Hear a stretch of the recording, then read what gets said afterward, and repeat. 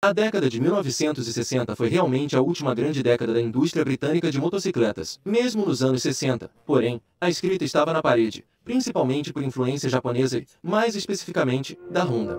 E você pode correr o dia todo em um Honda. World's biggest seller.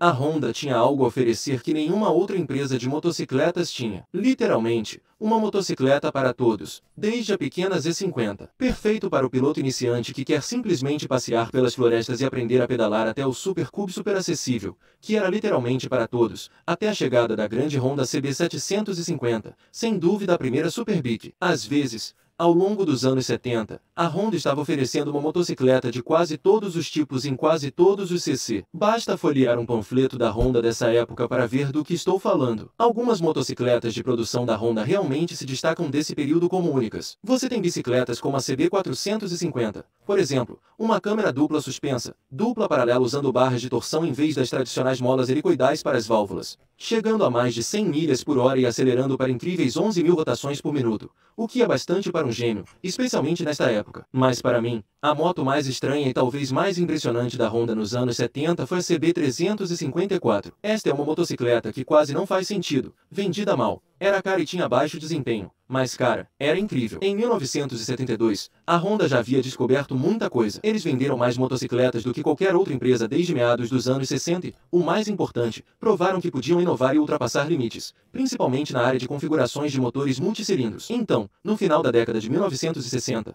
um motor de motocicleta de 4 cilindros era pouco mais do que um sonho para praticamente todos os principais fabricantes de motocicletas, até mesmo as empresas japonesas. O novo Trident de 3 cilindros da Triumph foi rápido para sua época, sem dúvida, e para uma empresa britânica, certamente foi um passo na direção certa, mas foi completamente ofuscado poucas semanas depois pelo lançamento do CB 750 de 4 cilindros da Honda. Apenas mais um cilindro que o Trident, mas muito mais motocicleta. O Trident não estava perto do desempenho, era muito pesado e, em comparação, teria parecido antiquado, com uma caixa de câmbio de 4 marchas, freios a tambor, válvulas de haste, sem partida elétrica. O CB70 tinha tudo que um piloto poderia desejar, e algumas coisas que ciclistas nem sabiam que queriam. Ah, e também não vazou óleo em todos os lugares, como todas as outras grandes bicicletas britânicas. A CB750 de 4 cilindros não era uma moto perfeita, e até a Honda foi forçada a inovar, entrando nos anos 70, quando a CB750 foi meio que ofuscada pelas motos da Kawasaki. As empresas japonesas começaram a lançar máquinas de 4 cilindros cada vez mais impressionantes, mas foi no CB750 que tudo começou, e em quase todos os sentidos, a CB750 era realmente a motocicleta do futuro quando chegou em 1969. Mas para este vídeo,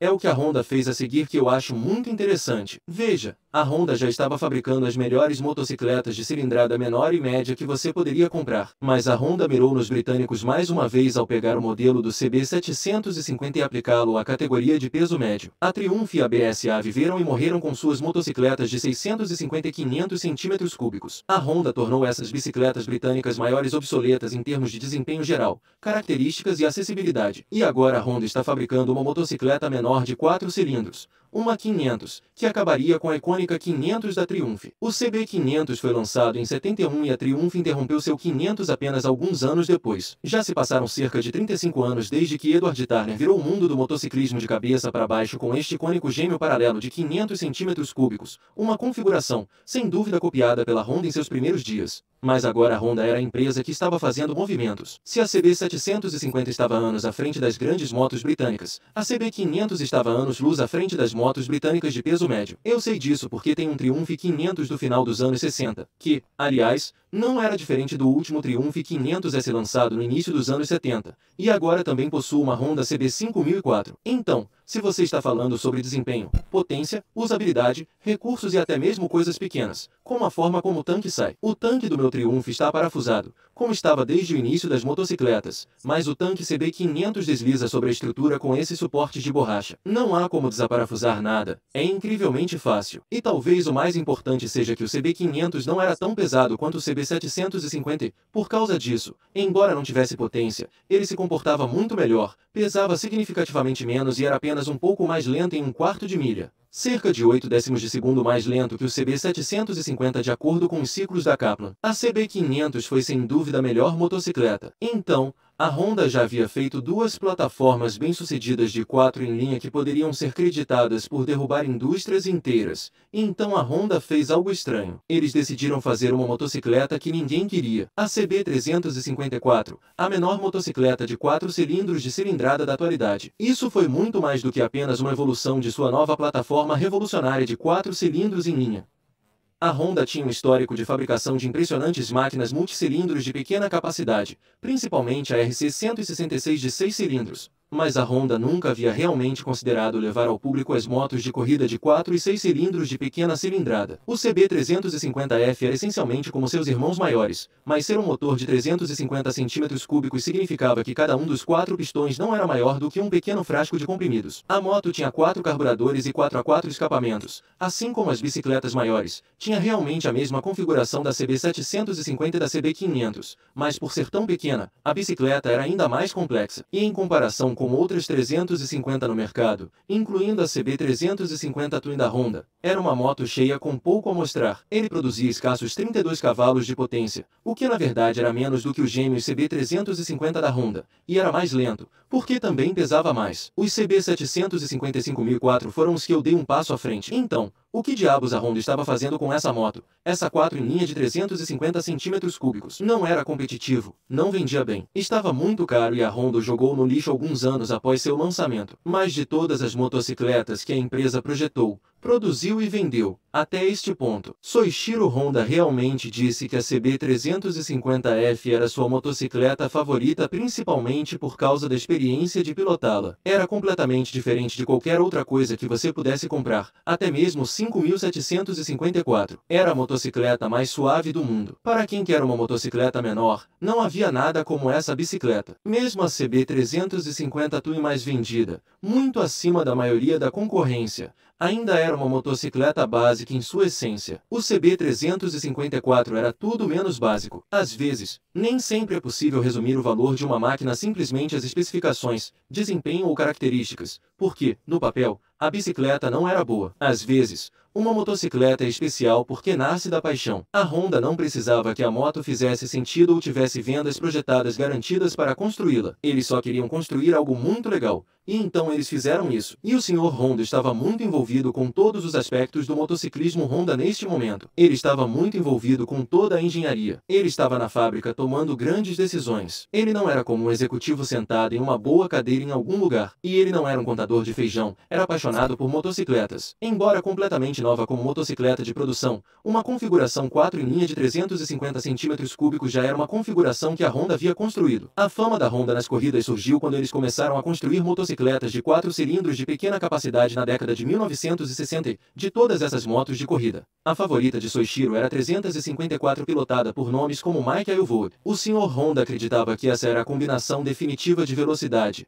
potência, além de ser leve e ter um RPM muito alto. A CB354 foi basicamente uma homenagem a essa motocicleta, uma máquina de corrida de alta rotação, que, neste caso, como uma bicicleta de produção, o piloto comum poderia facilmente subir e pilotar e experimentar o que realmente era uma motocicleta como aquela. A inovação foi a razão pela qual a Honda se tornou a Honda, a inovação dos anos 60, 70 e 80, e continua até hoje. Alguém poderia argumentar que empresas como a Ducati e a Yamaha estão realmente na vanguarda da inovação em motocicletas. Hoje, a razão pela qual a Honda vende 20 milhões de motocicletas por ano, atualmente, é porque ela construiu a reputação de fabricar as melhores e mais avançadas motocicletas dos últimos 60 anos. E às vezes isso significa que você faz uma motocicleta que está muito à frente de seu tempo, ou que simplesmente não chega ao público, ou talvez seja uma motocicleta que simplesmente não faz sentido. Eu gosto de colocar o 354 no mesmo campo do CBR 250RR da década de 1990, porque a Honda construiu uma bicicleta de corrida literal de 250 cc com velocidade de 20.000 rotações por minuto. Foi para ganhar mais dinheiro? Foi isso? Porque era a bicicleta que fazia sentido naquela época.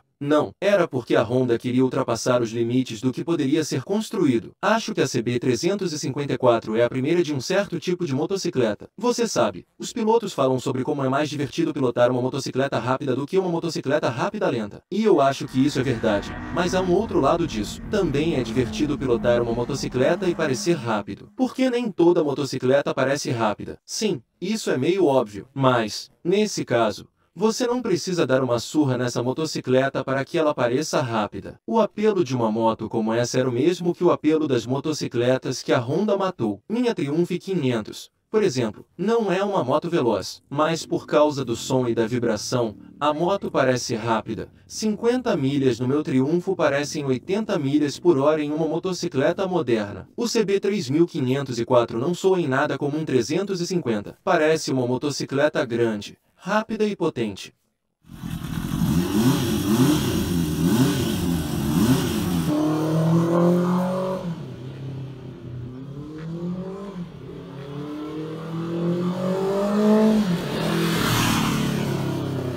Portanto, o apelo da CB354 não é diferente do apelo de, digamos, uma Yamaha R3 ou mesmo uma Ninja 400, uma motocicleta que dá aquela vibração e a sensação de uma bicicleta grande e rápida sem o preço ou o maior risco. Às vezes, porém, as motocicletas voltam. Às vezes, uma determinada bicicleta fica estagnada na história de uma empresa e, às vezes, leva muito tempo para que entusiastas e ciclistas vejam seu valor. Pense na Harley Davidson Nuclead. Você sabe, uma motocicleta inovadora e popular para Harley em sua época, mas mesmo há uma década ou mais, os Nucleads estavam sendo tratados pior do que uma Yamaha nas mãos de Maverick Vinales. As pessoas estavam simplesmente os expulsando. Agora, um idiota em execução, até mesmo um pouco original, pode render $50 mil, sem problemas. O CB354 está de volta à moda agora, reconhecido pelos entusiastas como uma verdadeira maravilha da engenharia da Honda para sua época, embora fosse raro, pouco vendido e produzido apenas por alguns anos. Gosto de pensar no CB3504 em comparação com seu irmão gêmeo, o CB350 normal. A propósito, essa foi a motocicleta mais vendida da Honda nessa época. De qualquer forma, gosto de compará-los da mesma forma que compararia algo como a MV Agusta F4750 do final dos anos 90 com outra moto esportiva 4750 em linha do final dos anos 90. A Suzuki GSX-R 750. Esse F4 nunca será o GSX-R em uma corrida. Simplesmente não é mais rápido. Pesa mais. Mas cara, o F4 simplesmente tem algo a ver com isso. Tem esse fator que só uma motocicleta projetada por alguém como Massimo Tamborini pode ter. Sim, você poderia dizer que sou um pouco fã. Esse é meu escritório. E, como F4, o CB3504 era caro de construir e muito caro para o piloto médio. Porém, nem sempre é possível colocar um preço no cu e, se estamos falando, seria difícil encontrar uma motocicleta mais legal do que a Honda CB354, para citar a RM Rider Exchange. Navegar até o clube de golfe com seus óculos escuros e mocassins de pele de bezerro Armani nunca foi tão elegante quanto a bordo de um CB354. Ao analisar as motocicletas clássicas e o que elas têm a oferecer aos motociclistas modernos, não é surpresa que a CB354 esteja de volta à moda. Essa foi facilmente a bicicleta mais sofisticada e de pequena capacidade de sua época, e as pequenas ondas estão meio que na moda atualmente. Incrivelmente suave em toda a faixa de rotação, a 354 é a motocicleta não moderna perfeita para o piloto moderno. Se você estiver interessado em comprar um, entre agora, pois o preço está subindo vertiginosamente, embora alguns custem cerca de 4 a 5 mil em condições decentes. Um exemplo de baixa milha custou mais de 12 mil em Vegas no ano passado em México. Isso é muito louco. Recentemente, vi um imaculado para mais de 7 mil na Califórnia e também no Facebook Marketplace. Alguns de vocês podem achar que é uma loucura gastar tanto em uma bicicleta pequena dos anos 70, mas é o seguinte, essa bicicletinha proporcionará todos os sorrisos e muito mais que você pode obter de uma Honda moderna. Tem 10 vezes mais aparência, e enquanto você cuidar disso, o valor dela aumentará em vez de diminuir. Não é um mau negócio. Quando você realmente pensa sobre isso, o Honda CB354 pode não ter feito sentido na época, mas se você me perguntar, hoje, faz todo sentido.